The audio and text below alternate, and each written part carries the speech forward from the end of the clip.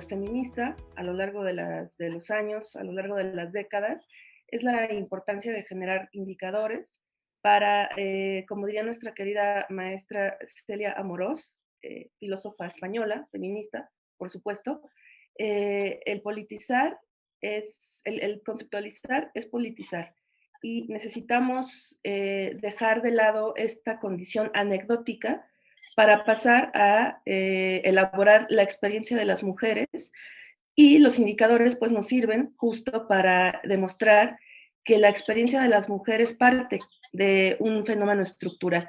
Es decir, que la desigualdad no es algo que nos estemos imaginando, que no se trata únicamente, como ya dije, de una anécdota, que es algo que le pasa solo a una mujer, sino que esto deviene de una estructura que nos oprime, que nos ha excluido históricamente y que pues necesitamos transformar sin duda. Entonces, los indicadores nos sirven para eso. Los indicadores, diría yo, tienen una parte política y ética muy, muy fuerte que tenemos que seguir trabajando. Y bueno, justo gracias a la investigación feminista es que hemos demostrado esto.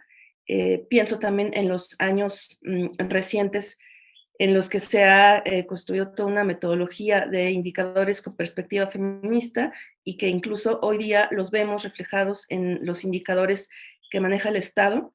Pienso en que el año pasado, en noviembre, se presentaron los resultados del ENUD del 2019 y bueno, pues ahí lo que se pudo determinar, ¿verdad? Aunque me parece un número bastante tímido, pero aún así muestra esto de lo que hablaba, es que en promedio las mujeres trabajamos más que los hombres a la semana. O sea, tenemos 6 horas más de trabajo con respecto a lo que los hombres hacen.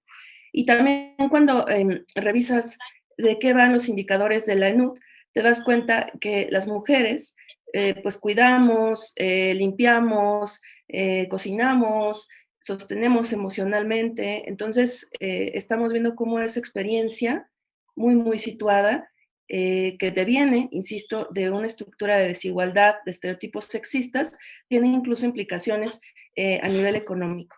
Es bien importante entonces pensar en los indicadores con perspectiva feminista para que las mujeres seamos visibles, ¿no?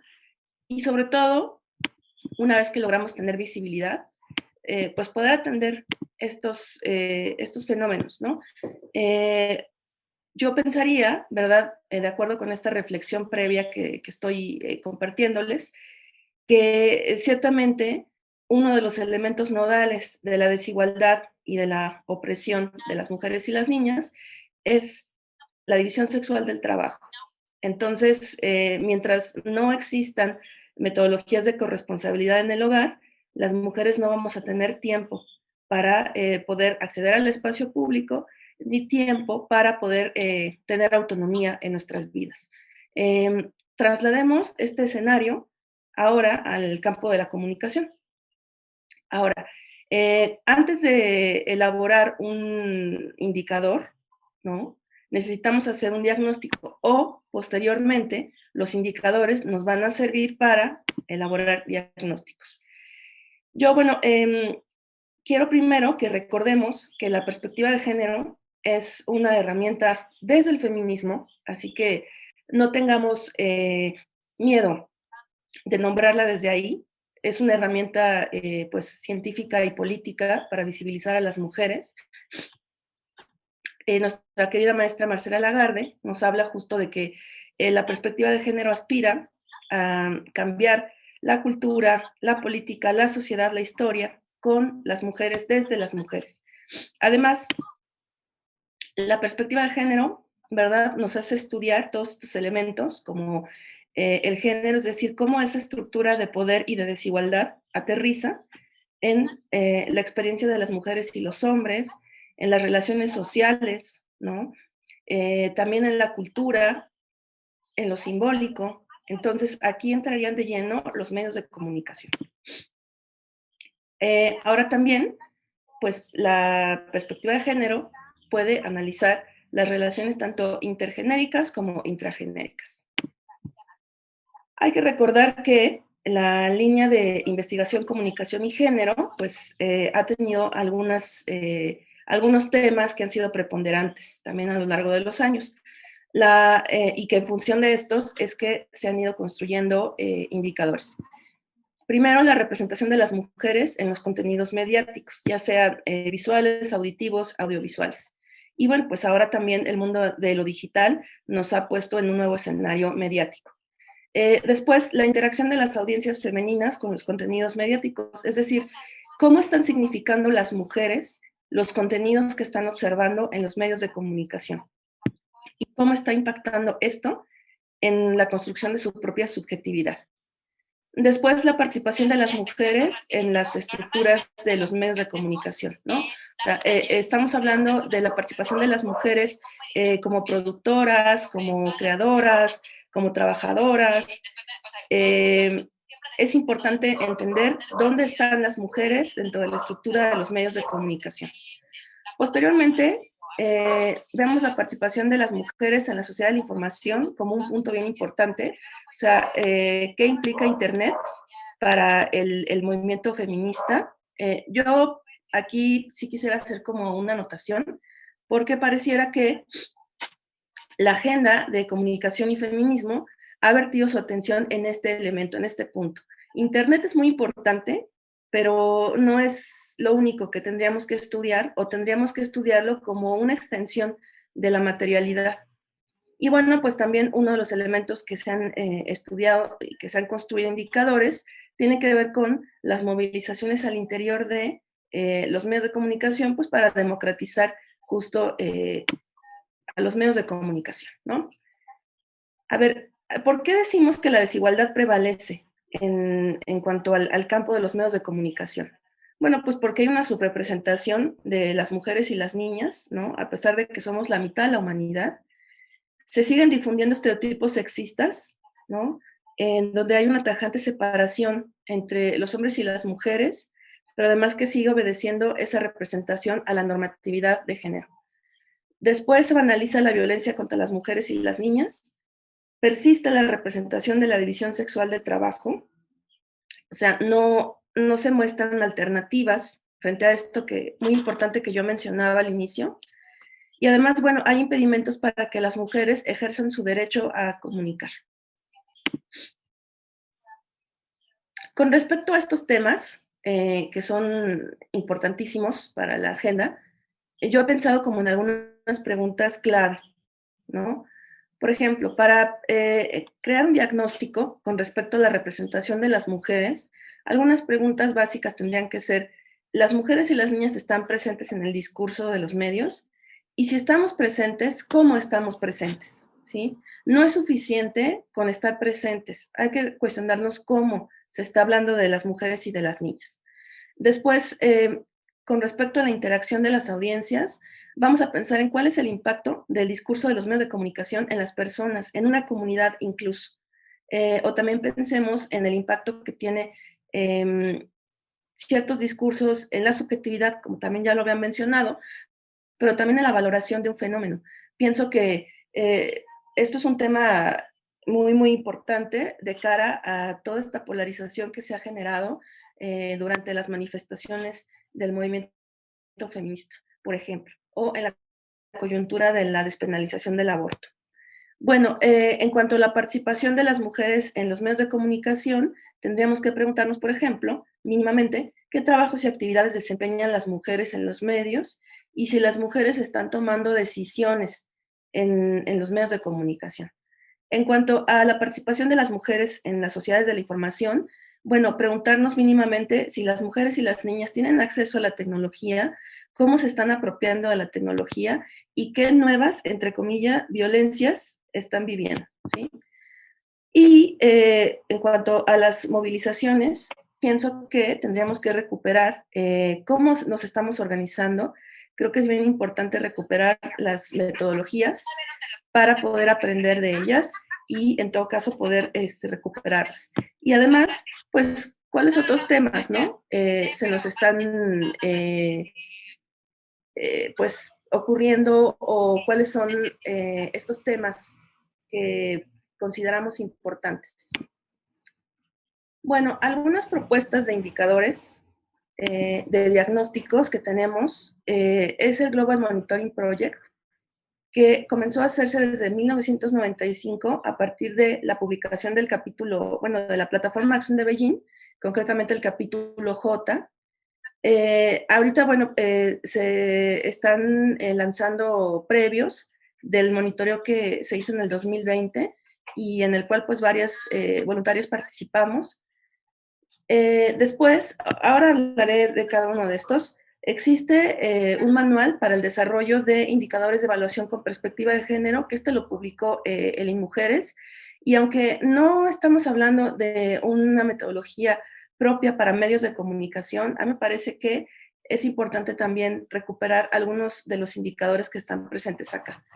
Ya decía yo la importancia de que recuperemos lo que se ha hecho, ¿no? De repente pareciera que el feminismo surgió en Twitter o en Facebook en los últimos años y en realidad se está obviando toda una trayectoria y una genealogía.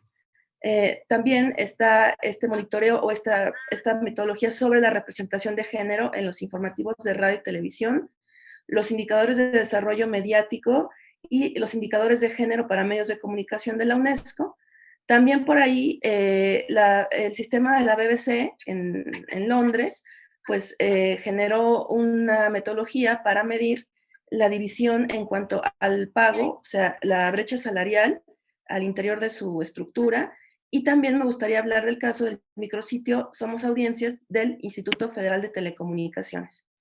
Entonces, bueno, como les decía, el Global Monitoring Project empieza en 1995 en el marco de la Plataforma de Acción de Beijing. Es un monitoreo a nivel mundial y me parece que tendríamos que tomarlo como un referente, ya que se ha construido una metodología propia y también se han desarrollado indicadores muy puntuales que por supuesto han ido cambiando con el paso del tiempo.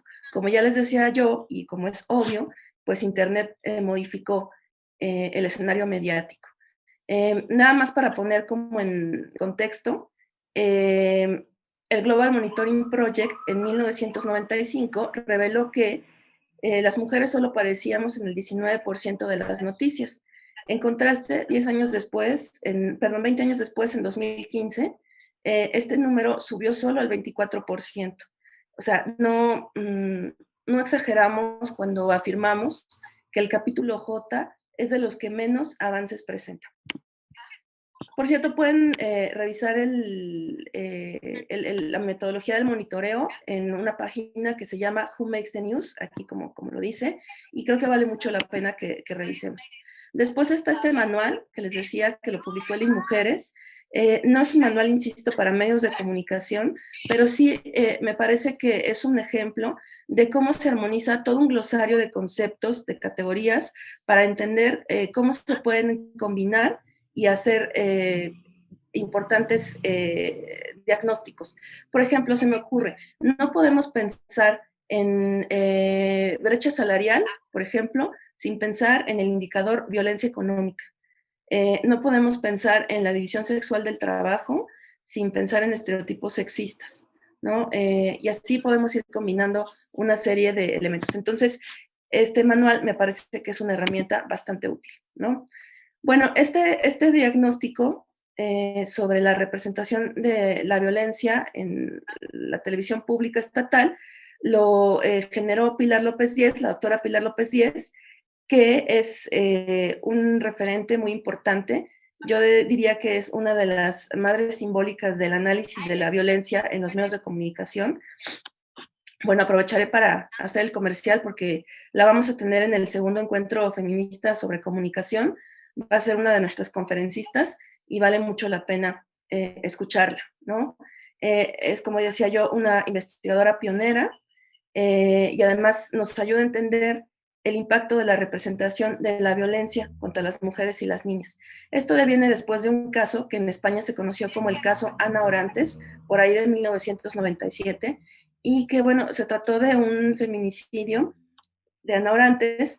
Esta mujer originaria de Granada va a un talk show en España a hablar de su experiencia de violencia y su ex esposo la asesina, le prendió fuego viva para vengarse al ser expuesto. Entonces, definitivamente este hecho fue emblemático para que el feminismo en España se organizara y comenzara a problematizar la representación de la violencia machista en los medios de comunicación.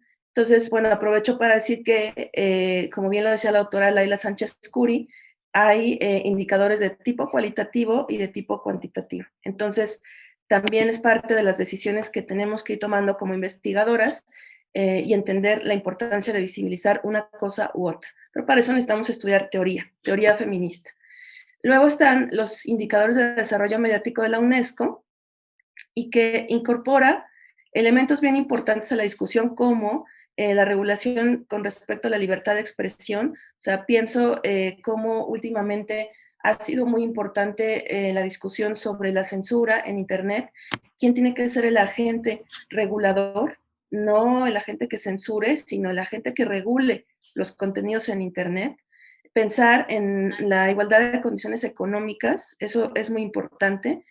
Pensar en la participación de los medios para fortalecer la democracia, pensar en la importancia también de la capacitación constante y del diálogo, y además de generar pues acciones que vayan fortaleciendo la capacidad de la infraestructura.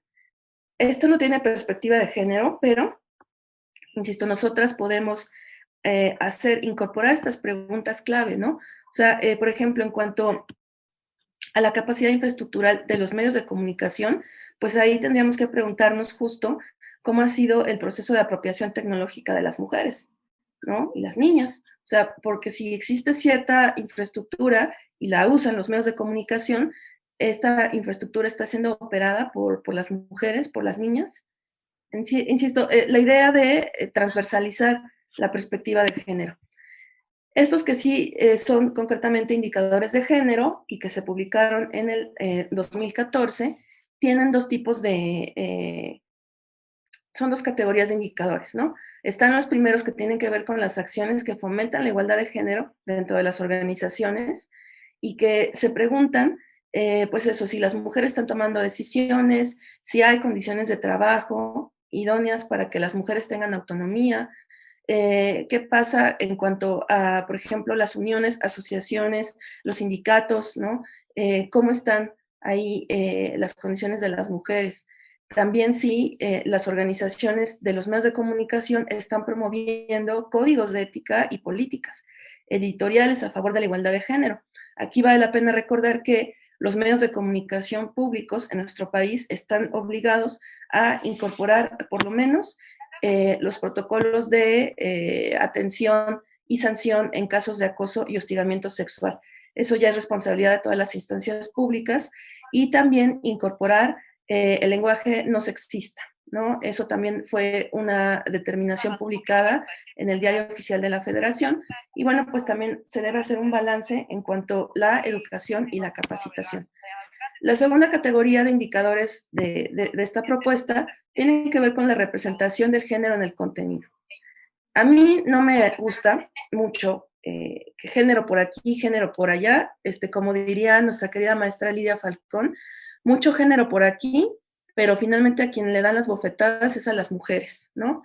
Pero bueno, es finalmente tratar de armonizar un marco conceptual, pero no olvidar que esto tiene que ver con las mujeres, con la autonomía de las mujeres, y esa es la misión del feminismo. Entonces, en cuanto a esta categoría, algunas de las preocupaciones son la representación del género en noticias y actualidades y la representación del género en la publicidad. Aquí, además de que nos explican todos estos indicadores, vienen algunos estudios de caso que me parece que vale la pena recuperar. Entre las investigadoras que estuvieron elaborando este manual, este marco, está la doctora Rosa María Alfaro, que es uno de los grandes referentes de la comunicación feminista en América Latina.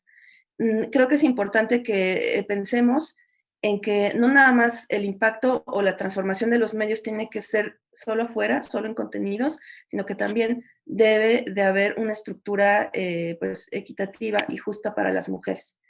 Bueno, voy cerrando con las propuestas de indicadores o de diagnósticos. Está, como les decía yo, este informe sobre la brecha salarial en la BBC, y creo que es bien importante que lo recuperemos porque imagínense, en un país con un desarrollo económico más alto que el nuestro, como es Inglaterra, vemos que también están estas brechas salariales, también hay brechas ocupacionales, hay segregación ocupacional. Entonces, necesitamos tener justo esta dosis de realismo a partir de los diagnósticos para saber en dónde tenemos que trabajar y dónde tenemos que impactar. Imagínense en México cuál sería el resultado, ¿no? Y bueno, este micrositio me parece muy, muy importante. Fue una iniciativa del Instituto Federal de Telecomunicaciones. De hecho, yo he colaborado con el instituto.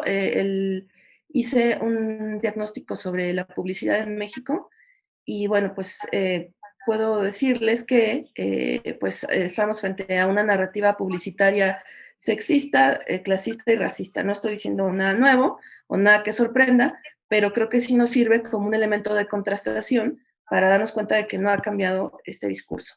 Eh, Como veremos, hay varias pestañas. Está toda la discusión sobre los derechos de las audiencias, o sea, a qué tenemos derecho como audiencias. Está de qué va la propuesta de los códigos de ética con respecto a las defensorías de las audiencias. Hay una pestaña sobre alfabetización mediática que me parece que es un elemento bien importante. Alfabetización mediática, educación para los medios, educomunicación, y que también tendremos que pensar en esta con respecto a la perspectiva feminista. Y en esta pestaña, el centro de documentación, pues ahí están estos diagnósticos y distintos estudios. Me parece que es bien importante que los recuperemos porque también aquí el IFT nos da reportes sobre qué medios consumen los hombres, qué medios consumen las mujeres. Aquí, a través de estos diagnósticos, podemos darnos cuenta de que la televisión sigue siendo el medio de comunicación que tiene más impacto y más presencia en nuestro país, ¿sí? Bueno, no sé si más impacto, pero sí más presencia, o un impacto muy específico. Entonces tenemos que recuperar esto. No podemos dejar de lado a las audiencias porque el análisis se queda pues incompleto, ¿no? O sea, aquí están estos elementos que les mencionaba, o sea, por ejemplo, vean, está estudio de roles de género en medios de comunicación, estereotipos en la publicidad, bien también el consumo mediático de niñas y niños, ¿no? Encuesta Nacional de Consumo de Contenidos Audiovisuales, en fin, ahí tenemos una gama de elementos importantes, ¿no? Bueno, ahora, para terminar, ¿cuáles son, perdón, las dimensiones de análisis que tendríamos que tomar en consideración para los diagnósticos, ¿no? Resumiendo como toda esta discusión, bueno, los que tengan que ver con representación y contenidos, tenemos que entonces elaborar una agenda, ¿sí? Es bien importante. Entonces, para eso entender cuáles han sido las narrativas mediáticas, tenemos que pensar en consejos con equidad de género. Aquí, a ver, ojo, la idea de los consejos es que apunten a la igualdad, ¿sí? Pero tienen que ser elaborados o pensados con equidad de género porque se piensa que va a ser representativo de las mujeres con 50 y 50%, ¿no? Y pues ahí una vez más vemos de hombres y mujeres, quiero decir, pero aún así vemos relaciones de poder desbalanceadas. Entonces los consejos cuando se piensan con equidad de género tienen que pensarse en función de las condiciones de vida de las mujeres. Luego, generar al interior mecanismos de prevención, atención y erradicación de la violencia de género, de la violencia machista. Como diría también nuestra querida maestra Marcela Lagarde, nosotras no queremos solo que disminuya, queremos que se erradique la violencia y la desigualdad. Hay que pensar en elaborar códigos de conducta, que aquí pongo ética, ¿no? O sea, ética, pero también pensada desde el feminismo, fomentar el empoderamiento de las mujeres, que nada tiene que ver con esto que nos ha vendido el sistema sobre la figura de la mujer empoderada e individualista, sino tiene que ver con el fomento de la organización colectiva entre las mujeres y fomentar también su autonomía, problematizar la división sexual del trabajo, ¿no? Tenemos que pensar en que también las empresas mediáticas están responsabilizadas a promover modelos de corresponsabilidad si no las mujeres nunca vamos a ser autónomas. Entonces, pues eso, crear mecanismos de corresponsabilidad, ¿no? Después, promover la formación, esto es bien importante, pero un error que yo veo muchas veces tanto en las instancias públicas como privadas, y no necesariamente medios de comunicación, es que para ellos sus espacios de formación es contratar gente que hace stand-up, invitan a gente que da charlas como coaching, motivacionales. Eso no es formación. Estamos de verdad en un momento en el que no tenemos que regatear con respecto a eso y hay que promover formación con especialistas, con gente seria. Pensar también de una forma muy, muy puntual esta relación íntima con las audiencias, como ya decía yo. Hay que recuperar y atender los señalamientos de las convenciones sobre derechos humanos. El año pasado, justo en la coyuntura del 8 y 9 de marzo, la producción de un programa de televisión privado me pidió que les diera una plática porque tenían, pues, como estaban muy preocupados desde la producción en no reproducir estereotipos el 9 de marzo y en cómo hablar de esta coyuntura. Bueno, ojalá lo hubieran hecho todos los días, pero entiendo que por algo se empieza. Y entonces cuando yo les empiezo a hablar del capítulo J, del marco jurídico, se quedan sorprendidos de descubrir que eso existía. O sea, ahí hay un déficit. No sabemos a qué tenemos derechos y pensamos, además, de forma errónea, que por lo que estamos luchando desde el movimiento feminista son nada más dádivas o caprichos, cuando en realidad hay toda una construcción política, filosófica, teórica, metodológica de décadas, ¿no? Y bueno, pues también pensar en las dimensiones temporales y espaciales y asimismo materiales y simbólicas, ¿no? Eh, por ejemplo, se me ocurre en este contexto de la marcha del 8 de marzo, eh, se ponderó la figura de una chica que se hace llamar la Reinota, que seguramente lo han visto, y bueno, pues ahora se le están haciendo entrevistas y demás, y entonces, bueno, no estoy para nada menospreciando lo que hizo esta chica, que la verdad no sé cómo se llama, una disculpa, pero lo que yo les comentaba en otros lives que hicimos esta semana es, ¿en serio no creemos que los medios de comunicación están conscientes de la polarización que se iba a generar a partir de la publicación de entrevistas y de imágenes sobre esta chica? Claro que sí. Y entonces estamos en un momento muy particular, porque entonces vemos cómo ya no solo los medios lucran con la violencia contra las mujeres y las niñas o con el cuerpo, con la hipersexualización de las mujeres y las niñas, también lucran con el odio hacia el movimiento feminista. ¿Sí? Entonces, bueno, estoy poniendo un ejemplo para que pensemos en toda esa complejidad del aparato mediático. Bueno, perdón, creo que me pasé de tiempo, pero creo que yo lo dejaría hasta aquí. Muchas gracias a todas.